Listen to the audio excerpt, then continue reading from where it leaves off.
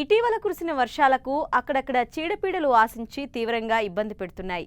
ముఖ్యంగా రసం పీల్చే పురుగుల తాకిడి ఎక్కువగా ఉండడం వల్ల ఆకులు రంగు మారిపోయి మొక్కలు సరిగా ఎదగడం లేదంటూ రైతులు ఆందోళన చెందుతున్నారు. వీటితో పాటు గులాబీ రంగు పురుగు కూడా తీవ్ర ఇబ్బందులకు గురి చేస్తోంది. వీటి నివారణకు చేపట్టాల్సిన సమగ్ర యాజమాన్యం గురించి తెలియజేస్తున్నారు వరంగల్ ప్రాంతీయ వ్యవసాయ పరిశోధనా స్థానం సీనియర్ శాస్త్రవేత్త డాక్టర్ రాంప్రసాద్.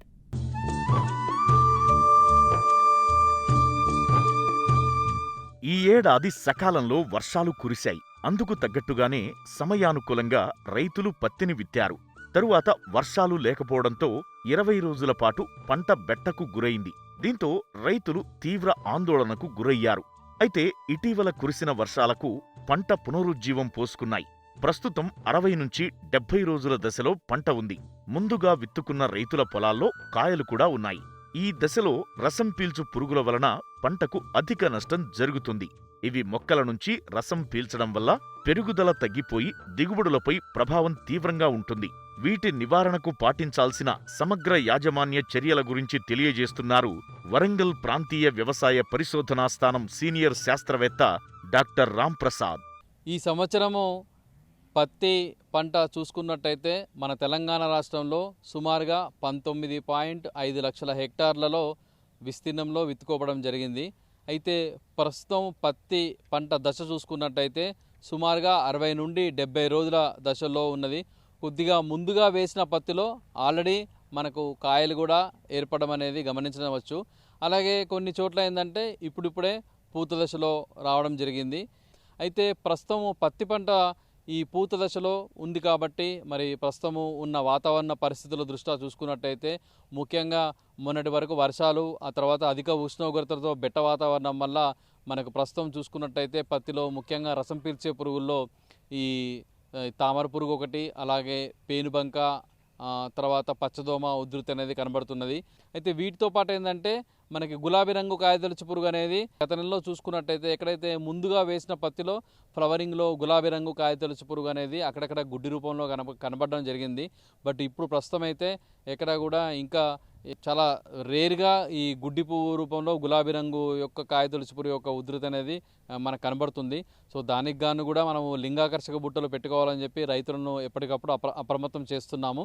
అయితే మరి ప్రస్తుతం ఉన్న రసం పీల్చే పురుగుల నివారణ చూసుకున్నట్టయితే మరి ఇప్పుడు ప్రస్తుతం బెట్ట వాతావరణం కాబట్టి ఈ తామర పురుగు యొక్క ఉధృతి అనేది బాగా కనబడుతుంది. కాబట్టి ఈ తామర పురుగులు ఏంటంటే ముఖ్యంగా ఆకు అడుగు భాగాన తల్లి పిల్ల పురుగులు చేరి రసాన్ని పీల్చడం వల్ల ఆకులన్నీ కూడా పైకి ముడుచుకుపోవడము, అలాగే ఆకులు అస్తవంకర్లు తిరగడం, మొక్క పెరుగుదల కూడా మనకు బాగా కుంటిపడిపోవడం అనేది గమనించవచ్చు. తర్వాత దశలో ఏంటంటే ఎప్పుడైతే ఈ తామర పురుగు యొక్క ఉధృతి బాగా కనబడినట్టయితే మనకు తర్వాత దశలో దిగుబడి కూడా బాగా తగ్గే అవకాశం ఉంది. కాబట్టి మరి దీన్ని దృష్టిలో పెట్టుకొని ఈ తామర పురుగును మనం కంట్రోల్ చేసుకోవాలంటే ఈ రసం పీల్చే పురుగుల్లో మనకి ఈ థయోమిథాక్సమ్ అనే మందును 0.2 గ్రామ్స్ లీటర్ నీటికి, లేదా ఈ ఎస్టాపాంప్రిడ్ అనే మందును 0.2 గ్రామ్స్ లీటర్ నీటికి, లేదా డయాఫెన్థయూరాన్ అనే మందును 1.25 గ్రాములు లీటర్ నీటికి, ఫ్లోనికామిడ్ అనే మందును 0.3 గ్రామ్స్ లీటర్ నీటికి, ఈ ఏవేని మందులు వీటిని మనం మార్చి పిచికారి చేసుకుంటూ ఉండాలి. అడపాదడప మధ్యలో మనము ఈ వేప కషాయం కానీ వేప నూనె కానీ మనం పిచికారి చేసుకున్నట్టయితే ఈ పురుగు యొక్క ఉధృతిని మనం తగ్గించుకోవచ్చు.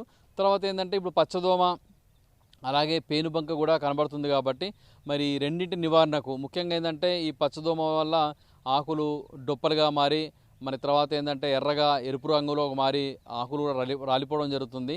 ఈ పచ్చదోమ ఉధృతి అనేది ఇంకా ఎక్కువైనట్టయితే తర్వాత దశలో ఏంటంటే పంట పెరుగుదల కూడా బాగా తగ్గిపోయి పూతాకాత కూడా రాలిపోయే అవకాశం ఉంది. కాబట్టి అలాగే కిరణజన్య సంయోగక్రియ కూడా బాగా తగ్గిపోయే అవకాశం ఉంది. కాబట్టి దీని ద్వారా మనకేమవుతుందంటే ఈ కాయ సైజు కూడా బాగా తగ్గిపోయి అంటే పరిపక్వానికి రాకముందే పడిపోవడము అనేది కూడా మనం జరుగుతుంది. కాబట్టి సో ఈ పచ్చదోమ నివారణకు కూడా మనం ఏంటంటే ముందు జాగ్రత్తగానే ఈ వేప కషాయము వేప నూనె లాంటి మనము మందులు పిచికారి చేసుకున్నట్టయితే ఈ ఆకు లోపలికి చొప్పించి ఇవి గుడ్లు పెడతాయి. కాబట్టి మరి లోపల ఉన్న గుడ్లను కూడా మనము ఈ వేప కషాయం కానీ వేప నూనె ద్వారా కానీ నివారించుకోవచ్చు. మనము మందుల్లో చూసుకున్నట్టయితే ఫిప్రోనిల్ అనే మందును 2 ml లీటర్ నీటికి, లేదా ఈ ఎస్టామాప్రిడ్ అనే మందును 0.2 గ్రామ్స్ లీటర్ నీటికి, లేదా ఇమిడాక్లోపిడ్ అనే మందును 0.25 ml లీటర్ నీటికి, లేదా ఫ్లోనికామిడ్ అనే మందును 0.3 గ్రామ్స్ లీటర్ నీటికి, లేదా సల్ఫాక్సోఫ్లోర్ అనే మందును 1 గ్రాము లీటర్ నీటికి ఈ మందులను మనము మార్చి పిచికారి చేసుకోవాలండి.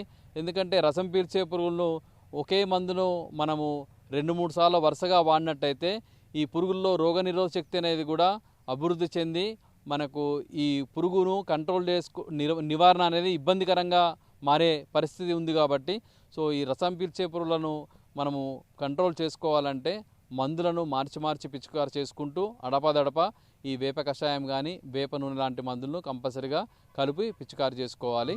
వరుసగా కురిసిన వర్షాలకు కలుపు మొక్కలు విపరీతంగా పెరిగాయి. వీటి వల్ల పిండి నల్లి ఆశించే అవకాశం ఉంది. కాబట్టి తగిన జాగ్రత్తలు చేపట్టాలి. అంతేకాదు, మధ్యలో బెట్ట పరిస్థితులు ఎదురైనప్పుడు ఎదుగుదల ఆగిపోతుంది. ఈ సమయంలో పైపాటుగా ఎరువులు, సూక్ష్మ పోషకాలను అందించాలి. వాతావరణ పరిస్థితుల కారణంగా గులాబీ రంగు పురుగు ఆశించే అవకాశముంది.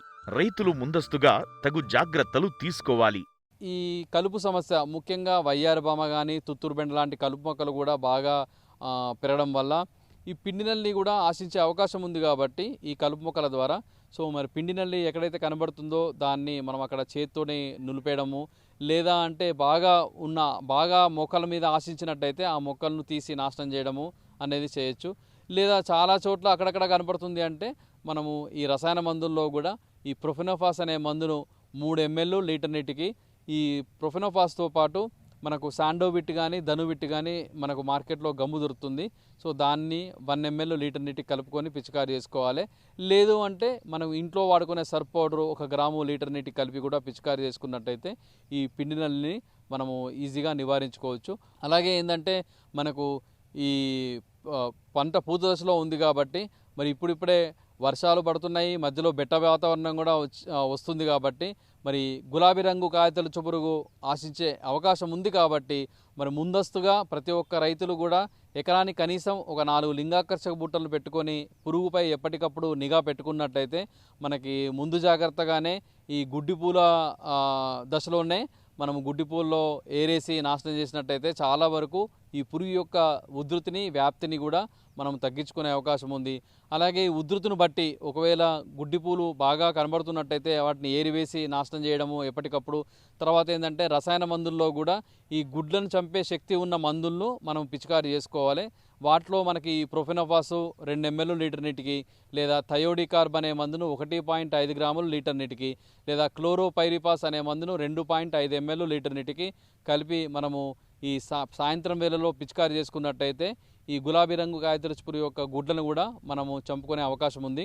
తర్వాత ఏంటంటే మనకి ఇప్పుడు ప్రస్తుతము వర్షాలు పడుతూ మధ్యలో బెట్ట వాతావరణం ఉంది. కాబట్టి మరి వర్షాలు పడినప్పుడు ఏంటంటే పత్తి పెరుగుదల కోసం అని చెప్పేసి మనం పైపాటుగా ఎరువులను వేసుకోవడం అనేది చాలా ఇంపార్టెంట్. కాబట్టి మరి ఎరువుల్లో కూడా మనం ఎకరానికి ఒక 25 కేజీల యూరియా, అలాగే ఒక 10 నుండి 15 కేజీల పొటాషు మనము ఇచ్చుకున్నట్టయితే చాలా వరకు పెరుగుదల అనేది బాగుంటుంది. తర్వాత ఏంటంటే ఒకవేళ మనకి వర్షాలు లేక ఒకవేళ యూరియా, పొటాషు అనేది వేసే పరిస్థితి లేనప్పుడు మరి బెట్ట పరిస్థితులు ఏర్పడినప్పుడు మొక్క పెరుగుదల అనేది బాగా తగ్గిపోయే అవకాశం ఉంది. కాబట్టి మరి పైపాటుగా కూడా మనము ఈ పోషకాలను పిచికారి చేసుకోవచ్చు.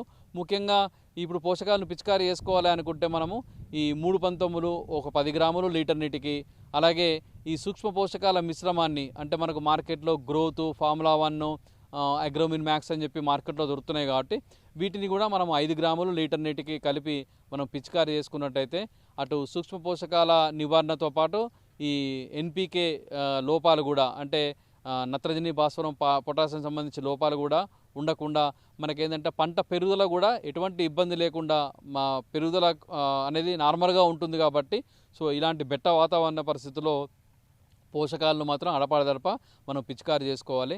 సో ఇవి ప్రస్తుతము మనము పత్తిలో చేపట్టవలసిన ముఖ్యమైన విషయాలు. వీటితో పాటు ఏంటంటే మనము అడపాదడప మనకి ఇంకా అవకాశం ఉంది. కాబట్టి ఈ గొర్రు గుంటకలతో కూడా అంతరకృషి చేసుకున్నట్టయితే ఈ పత్తిలో మనకి ఈ కలుపు నివారణతో పాటు మనము తర్వాత దశలో పత్తిలో మంచి దిగుబడులు సాధించడానికి అవకాశం ఉంటుంది.